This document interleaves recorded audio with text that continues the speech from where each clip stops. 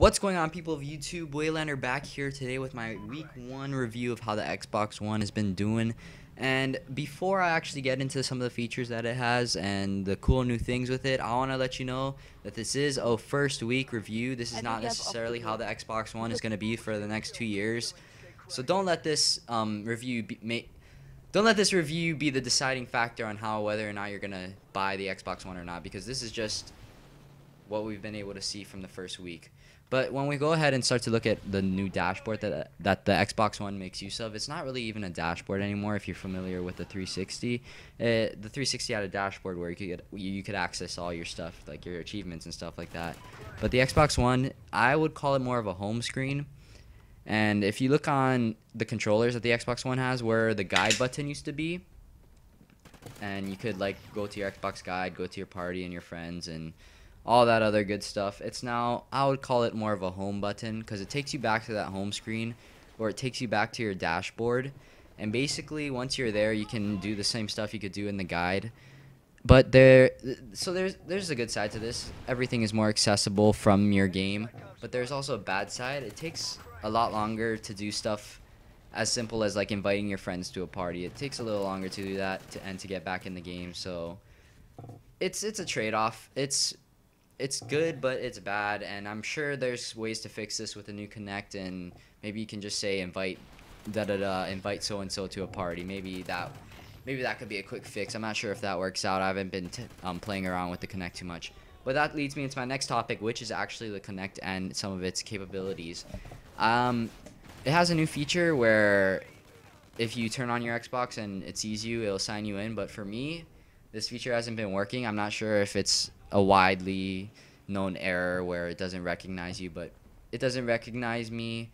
Maybe it's just a problem for me, but I have that problem. So it's a pretty cool feature if it would work. But besides that, the new Connect the voice controls you can do with it are pretty cool. You can snap an application onto another one, so while you're playing Call of Duty Ghosts or something, you can snap Netflix on and watch TV at the same time. You can do cool stuff like that. But now if we look at the actual visuals and the different types of stuff, the gameplay and content that comes with the Xbox One, we can see there has been an improvement since the Xbox 360. Just based off this first week, I won't call it anything monumental. If you look at the graphics of this new Call of Duty Ghost I'm playing, this is Call of Duty Ghost on the Xbox One as opposed to the Xbox 360. The first game I played of Xbox One Call of Duty Ghosts was way different than the 360. The graphics were really, they were different, trust me. So the graphics are looking good in that department. So there hasn't been anything new audio. I'm not even sure if you can really change audio settings or if you can make the audio even that much better with the next gen. To me, it's just whatever. If you have Astros or if you have like TV monitor speakers that you're using, that's what makes the difference. I'm not sure if the console has anything to play into that, but there hasn't been too much of a difference in that sense. If we look at the actual gameplay, now the only Xbox One game that I actually have is Call of Duty Ghosts, and when you look at the content, there hasn't been really anything new that the developers decided to release, with only that there's ground war now, so there's the 9v9 instead of 6v6.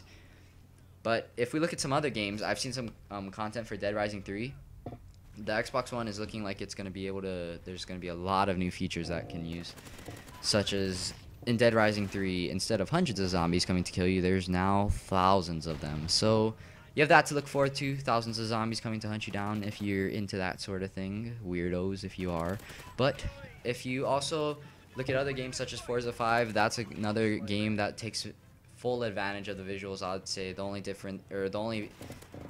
thing that is lacking visually is the people sometimes are standing in the crowds while you race, and they're 2D sprites instead of like 3D actual people, so I'm not sure if that's something they're going to change. But visually, Forza 5 is looking good.